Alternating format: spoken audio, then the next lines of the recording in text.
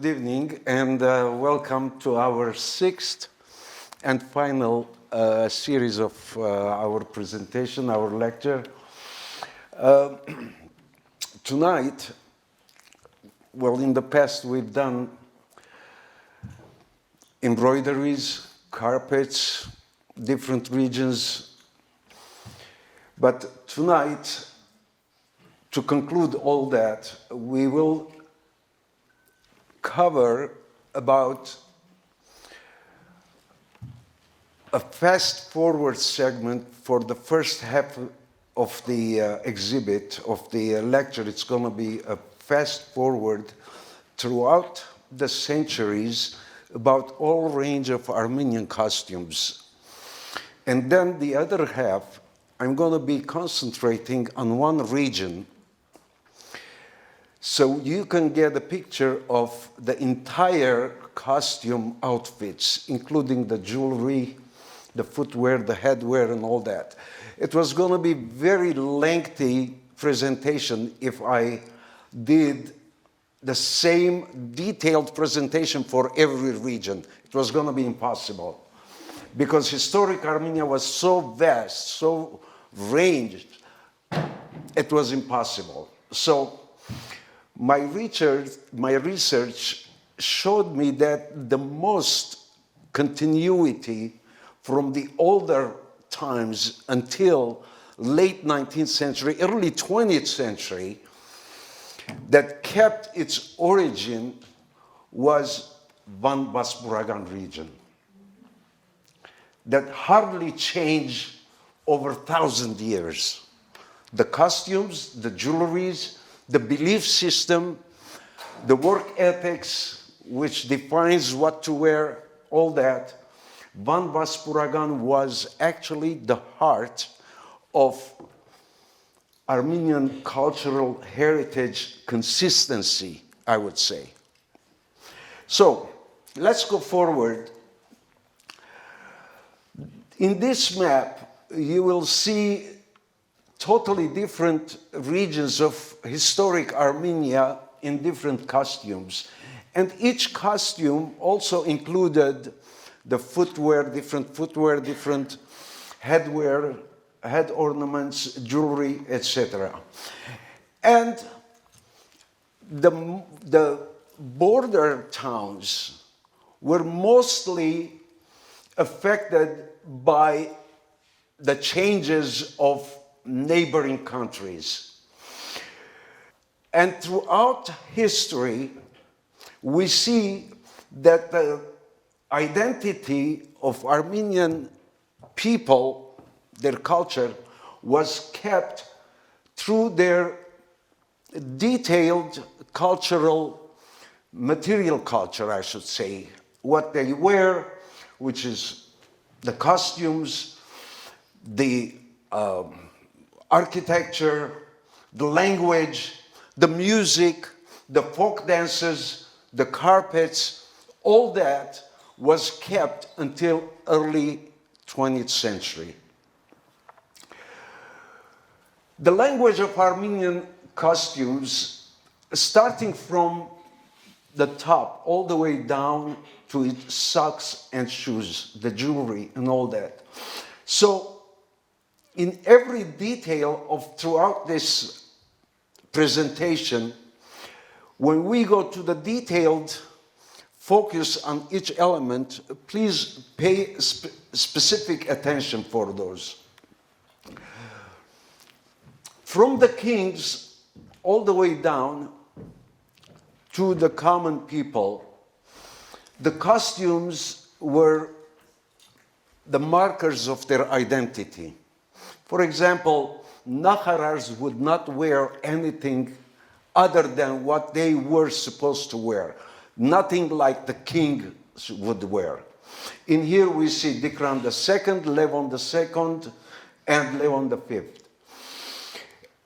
Each rank in the government had its own specific form of costumes. The queens themselves were slightly different than the royal other females. Children, specifically children, also they had their unique costumes, and every single jewelry that they were wearing also had a significance. Going forward, Naharars and Marzbans, princes, they had specific headwear, specific robes, specific shoes.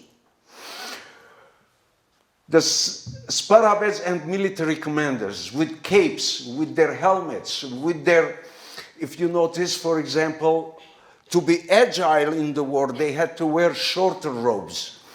Their shoes differs from other people. The horsemen, the soldiers, the princes, even in some cases we see difference in the horseman's saddle, or even the horse. If there is a royal figure traveling, the horse's tail must be tied into a knot. The horse's saddle would tell who's the rider. Even the saddles were marked specifically. The officials, clergy, and city guards, they all had specific costumes, mostly influenced by their work. What does their work, their trade demands? They have to be agile. They have to be comfortable in their costumes. Parish and clergy.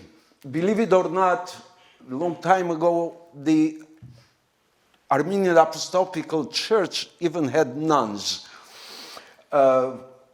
female sargavaks, that they had their own costumes. The high-ranking clergy were the ones that wore the most layers of their costumes. For example, the Catholicos had to wear, every time he is on the altar to do a sermon, he had to wear every single costume throughout his life's rank under the final one. So he had layers and layers and layers from Sargavak to Vartabet to other ranks. And finally the Catholicos. So imagine the weight he's wearing on that altar while he's doing the sermon. Of course, during the sermon there were different costumes, different than in other occasions. The miniaturists and manuscripts, the scholars, they had their specific costumes. The bards and musical entertainers in Armenia, they had specific, because they were performers, their robes had to be short. Musicians, they had to be fitted and agile to perform. Accordingly, they had their own costumes. And believe it or not, in those days, average people, regular people, while they see a person walking, by their costumes, they could tell who that person is or what rank he or she is. So hence the identity was portrayed and exhibited of what they were wearing. Mind you, we do the same thing today. We usually judge a person by what he's wearing. Or for example, if a postman is passing by, you see his costume, you know he's a postman, or the UPS driver, or Amazon driver, whatever. So that, throughout history, that became embedded in our psyche. From what we see from outside, we can tell what kind of person he or she is. The peasants and elders in rural life also were affected by their work. Their outfit was suited to serve whatever they were engaged in. Now, from illustrations to preservation. All that has changed in early 20th century. These people that have been living in their ancestral homelands, continually they have retained their identity through their costumes, through their rituals, through their songs, through their folk dances, and their culture sustained regardless of who was the ruler. During the Arab rules, during the Sassanid period, during the Turkish invasion, throughout all that, no matter who was the ruler, they retained their identity until they were uprooted from their ancestral homeland. Several museums in Armenia, thankfully, still have some samples that were kept by families who donated to the museums, so we could see those when we visit, or through their catalogs we can witness what the authentic handmade costumes were at that time. Thank God there were few individuals in Armenia, among them the most prominent Lusik Akulesci, which is the maker of these beautiful costumes here, that contained and revived the old tradition of costume making. I'm going to be showing you, as I said, few samples of each major region, then we will concentrate on Van Vaspragan. Here is Garin. Garin was a major cultural center of historic Armenia. Now, this costume assembled showcases the region characteristic of velvet, gold thread embroidery, and finely coordinated garments. Now, observe the fine craftsmanship throughout the ensemble. You see the finely detailed embroideries on the robes, extremely elegant. Of course, what we are looking at are the formal costumes, the formal dresses. Here is a sample from Arab gear, silk and gold thread. Now, when we say gold thread, it's a very, very difficult process to provide, to produce a gold thread. What they do, they take a string of silk, then they take the gold and very, very fine stretch into a string, then they pass it through a cylinder, making it flat ribbon.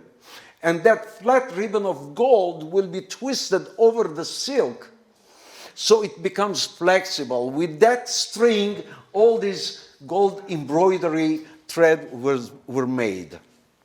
Gesaria was somewhat affected by, and some other cities also, by a European influence also. Same thing with Sepasia. We see some Edwardian style, some European different influence in them. Yerevan, of course, was very famous with its fur outlined costumes, jackets, etc. And then Artsakh, or Syunik Artsakh. Also, we have to remember the climates of each region determined what to wear. The climates, in some cases, they would wear 3 to 5 layers of clothing, from coat, undercoat, shirt, undershirt, etc. Megri Shushi and Syunik and Artsakh primarily were using very similar outfits, slight differences in articulation, slight differences, but mainly they were very similar. The Rabizon, very elegant, very formal, and of course, Van Vaspuragan. I would say from 10th century on, the costumes of Van Vaspuragan hasn't changed much. People, for some reason, sustained their identity for all that time. Of course, being mountains people, very rugged, very strong in personality, strict difference between them and the other areas of historic Armenia. Van Vaspuragan women's dress, long before written history existed. We will see a little later some comparisons. The men usually had 2 or 3 different costumes, but women were more elaborate, I would say, because men had usually one formal outfit, one for war when they were fighting, and of course one for their daily use. This example presents the everyday costume worn by women. Now, women in their daily chores, they usually wore from 2 or 3 layers, excluding the apron, the famous aprons of Van Vaspuragan. But in their daily chores, none of their outfits were embroidered, except the scarf. And they always wore their jagadnots, they called it, to have a band over their forehead. Their daily apron had to cover all the way to their neck. The other aprons were from waist down because they were the formal ones. Here is the formal dress that shows, just by looking back and forth. Now look at this picture. You see a working woman, fit, sleeves short, heavily bonded waist.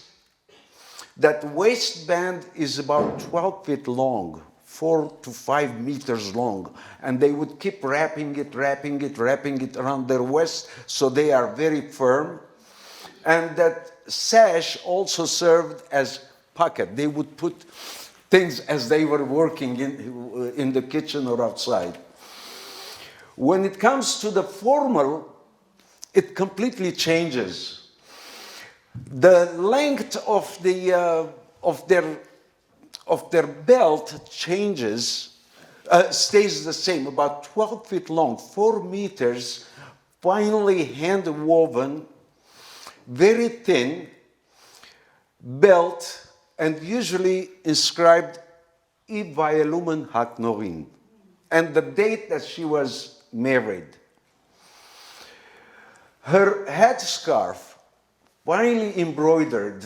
By the way, Van Vaspuragan region was very famous with their embroidery, and most majority of their embroideries were khachkar, cross stitch. They also had grtskanots, which is a square cloth, finely woven. They would hang it from their neck, and there are 2 ribbons on the lower 2 corners, would go to their back and tie it for modesty reason. They wouldn't show any cleavage, let's say, to be modest. So that's what you see, grtskanots, and the belt. The head ornaments. Tasak was made by usually a silver. The Van Vaspuragan silversmiths were very famous. We have so many samples of their works. Very fine metalwork, including filigree, emi, and other techniques that were used to produce their silverware. By the way, the Van Vaspuragan or Van silver became so famous in time all the way to Ethiopia, to India, were reproducing the Van technique, it was called. That's how famous they were in Van Vaspuragan region. The lower picture, the top picture is the tasak, where they wear on their heads. And the lower one is a pin. The triangle shape is a hamayil. Usually there is a folded prayer inside a tiny triangle box, a blessing that hangs right in the center of their forehead, and the side charms would go all the way to their earring. So imagine going around such a beautiful feature. Here is the detailed picture of the headwear, the tasak. In different regions, they also used similar tasaks, but much smaller, almost symbolic. The tradition of tasak was back then, after marriage, after 4 days actually, the priest would visit the newlyweds' home to bless them, and the tasak was used to pour wine in it. Half of the wine would be drank by the groom and the other half by the bride. Hence, their unity is finally sealed and blessed. That was also a part. But after 19th century, that tradition hasn't been continued. Aside from the tasak, the head ornaments also included hairpins, combs, and other features. The jagad notes that you see in the white wide band in panels were usually made by wood and then dressed with gold or silver, depends on their ranking. And in the center one, there was also a hamayil, a blessing. And depends how rich they are, how elaborate that jagad notes would be. Some very high precious stones, some semi-precious stones, and some even simple ones. But they all used the same tradition. They all had the jagad notes. Then there were the earrings, and besides the earrings, also from their side, right on before the ear, next to the earring, they had other jewelry that would hang from a piece from their hair, braided hair would hang those two ornaments. Believe it or not, Van Vaspuragan region women also wore nose rings. Sometimes in modern day, the girls that wear those nose rings, traditionally they did. The whole idea was for the nose ring to distract the looker from an eye contact to them. So, in addition to the headwear and necklace, the women adorned themselves with earrings and nose ornaments. Some nose rings were connected to the ear by the chain. decorated with beads and charms. So every time they moved, the charms would ring.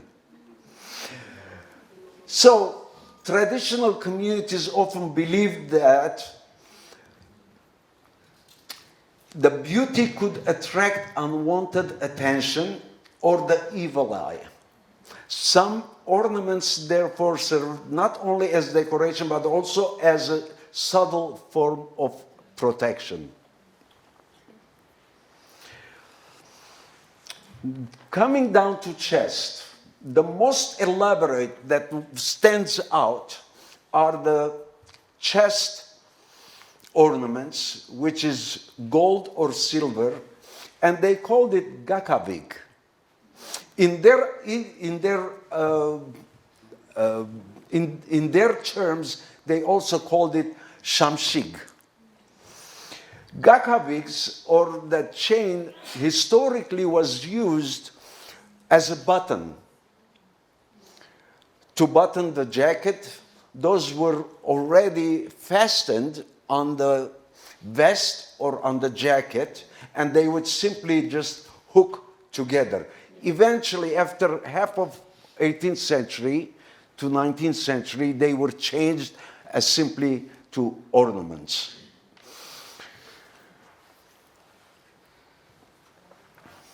Belts. There were many variations of the belts. Special attention were given to the belt buckles. From the belt buckles, you could tell man or a woman. Not only that, from the shape, there was a specific shape, they called it kordatsev, which is like a triangle. And women wore this. It had to be right in the center of their belly. It was a protection for their womb. And it contained so many different symbols of protection. Long before history, identity was communicated visually through dress, the ornamentation, and textile traditions, but the belt was the focal point. Told what stage, what rank, all that. We see some beautiful Van Vaspuragan region metalwork samples in museums, in catalogs today. And I tell you, the older days when they didn't have the technology we have today, you would be amazed if you see in person some of those. The entire dress code for Van Vaspuragan region were, as I mentioned, layers. Now, in this slide, it illustrates the complete formal woman's costume from Van Vaspuragan. You see the undershirt. By the way, most of the color codes were green and red for some reason, I've noticed.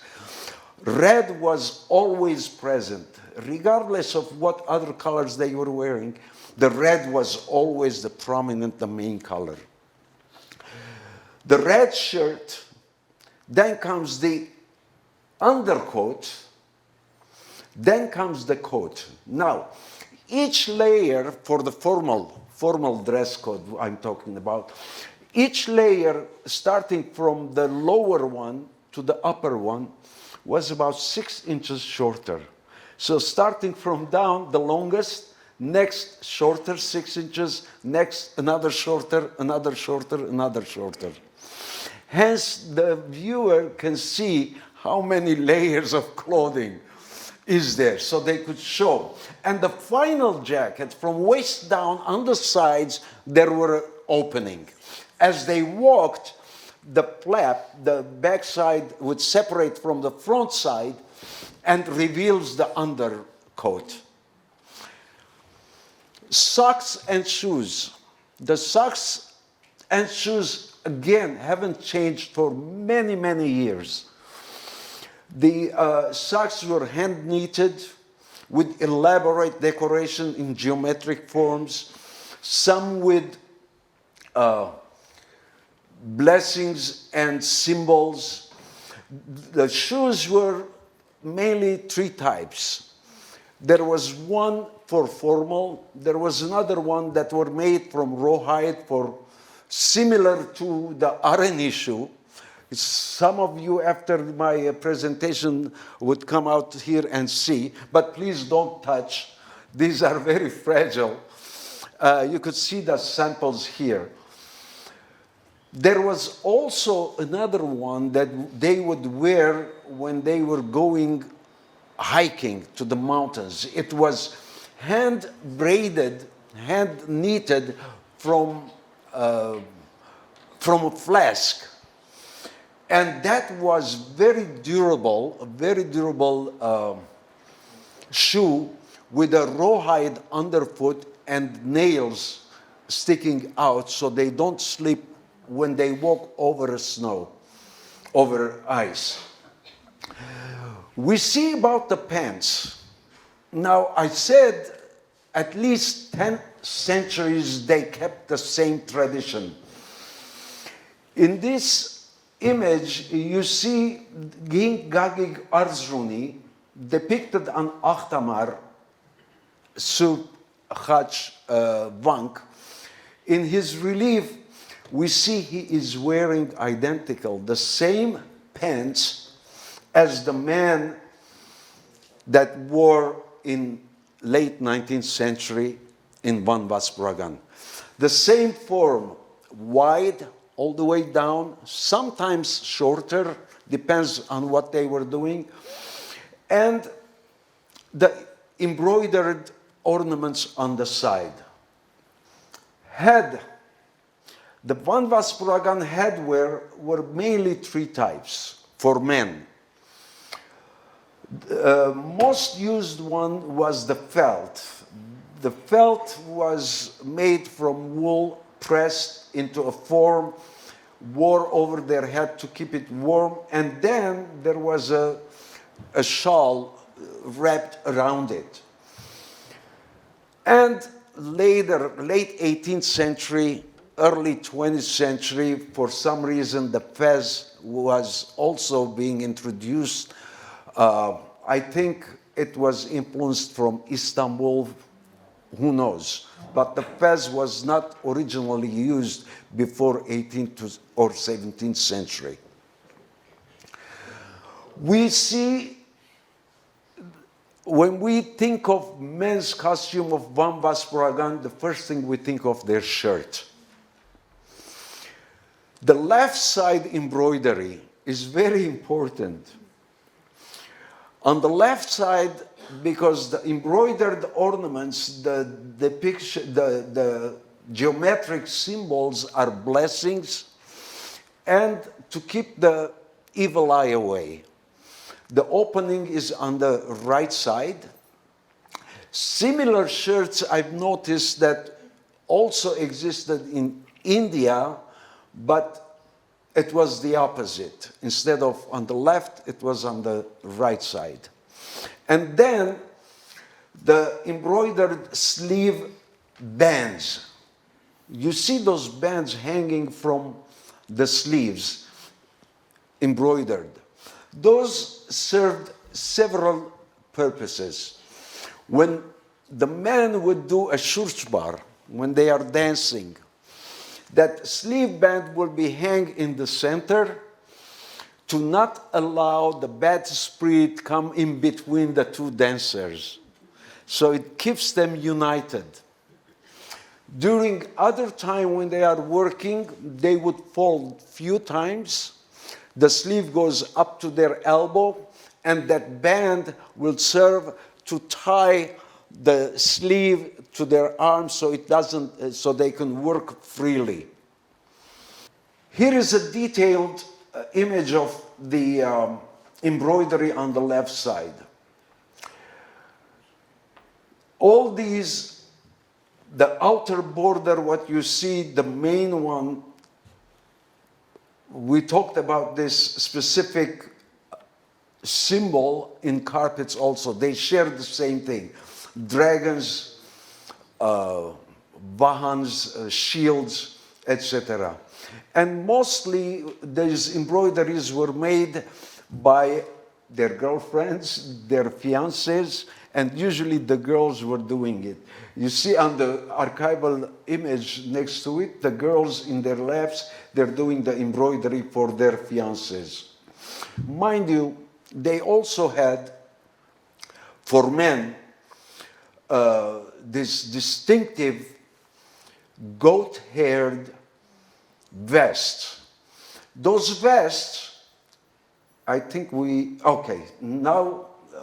go to the belts. Now compare the belt, the silver belt, to the men's belt.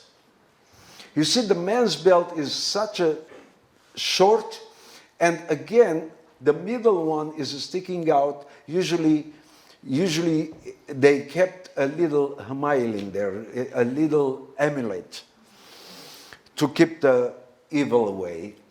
And it's much narrower, not as elaborate as women's belt. And also they used the shawl, the sash, to wrap around their waist, which also served as a pocket. Going to the vests. Men's vests were made usually from goat hide. They would make them themselves. The vests were made by men, hand sewn, because it's much harder to hand sew the hide than the fabric. And some were even embroidered, and even the embroidery on the men's vest were made by men themselves, not the women, on the shawls. And some of them were woven with wool linings, but most of them, the goat hair was always inside as a lining to keep them warm. Also, the goat hair has another element. When it gets moist, the hair swells and deters from penetrating humidity. Shoes. As you see in the on the right side, on your left side, is almost the same as the Armenian shoes. Hasn't changed for 5,000 years. And the left one was the mountain shoe that we were talking about. And that mountain shoe was, the whole surface was knitted or crocheted, interlocked, completely one piece, except the bottom side, which was a rawhide. Here is a sample of a typical Van Vaspuragan man in their outfit, complete outfit, and the details on the pants in the center with the shoe. Again, on your right side, the upper one is the flex, is the knitted shoe that they wear when they go in the mountain. Not the bottom of it, those pins. Those are so they don't slide when they are walking on the ice. Now, going forward to children. Well, children were usually mimicking the adults, but with much less elaborate jewelry. The jewelry that the children wore were usually functional. They must have a reason to wear the jewelry. Otherwise, they wouldn't put any jewelry on children. Among them, starting from top, the one on your right hand, on the left side, was a bracelet, a ring, and everything was connected with a chain that had jingles. So every time they moved, there is a noise. The parent would know where the child is, what the child is doing. And the wand all the way to the end of the chain was about 2 to 3 inches wand, typical to a baseball bat, but a miniature. It had dots on it. When the child is teething, he would grab that and comfort his gums. We see the same thing in today's modern days with plastic, maybe the same thing. But this was used for many, many years for children. The middle one was the anklet.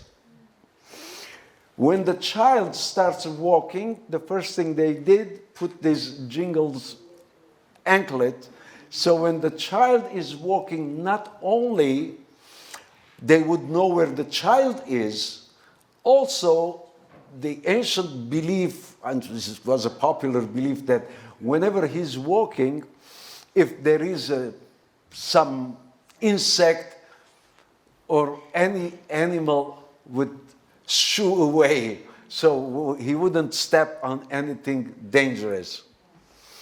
And then the bracelet with charms. Even in the United States, you've seen charm bracelets that they call it. This one, every single element on that bracelet had a meaning for protection. It symbolizes it symbolizes the protection for the child for all the bad elements and also blessings. For every negative, they had a positive opposing charm. For every negative, there must be a positive one. So basically, this was this entire children's jewelry. I think by exhibiting the Van Vaspuragan, this should give you an idea of what was in other regions. Basically, the most important elements were basically the same, but it was articulated in a different manner. But they all came from necessity, from belief system. And all that, as I mentioned earlier, they were sustained for many centuries until they were uprooted from their lands. Right here, in this audience, we see people whose ancestors are probably from all those regions. We all are wearing the same thing, though. In time, we might change, but for some reason, living and staying in your ancestral homeland will sustain, and the continuity will be much more efficient than other lands. There must be something for us to learn from that. Now, coming to conclusion, I really, let me give you the sources of my studies where I come from. I have personally, for many years, accumulated archives of information. And Nazik Avagian, in her 18th to 19th centuries, she has an extensive work in her book that published in 2014, Extensive Knowledge. There were so many information there. If any of you is interested, last time I've noticed there were some students who were writing papers and all that. Look for those books. There is ample information, detailed information. There's a list of sources here, archives, and my private collection. But the early pictures of the different regions of Armenian costumes were, I used the source Armenian costume by Georg Brutian. Then the second one was used from Armenian, the History Museum of Armenia. They have a nice catalog. They have, in fact, few catalogs, but they lack the detailed explanation that we went through. It's mostly a catalog, photos, and brief captions, small few articles. Concluding this, I'm gonna, next 6 months, I'm gonna miss you all. I had a tremendous, exciting trip. We went on a journey in this small, charming auditorium for the past 6 months. And I really want to give my special appreciation for Vace Barsumyan for his vision and leadership. Arpi, please pass it on to him. I know he's been tired, but I really appreciate his presence and his leadership and his vision. He's been through a lot to bring his vision into realization. And through that, now we are enjoying it. I really appreciate that. I want to really give my utmost respect and appreciation to Takwi Armenian for her dedication and support, not only to me, to this institution. Takuhi is really an icon here. I always enjoyed her presentation. I admired her articulation, her Armenian poetry, and her samples, her knowledge. I really appreciate you, Takuhi. Also, I shouldn't forget and mention all the team that stands behind Vace, Arpi, and Takuhi, Alenush, Alex, everybody, all the volunteers that made this place possible. And of course, the teachers, who can forget the teachers who are teaching with utmost dedication to those children and passing on their knowledge. In fact, this institution is a must. And these institutions, similar to this one, that keeps our Armenian cultural heritage strong and going. Thank you all, and I hope this 6 months has given you something to go forward.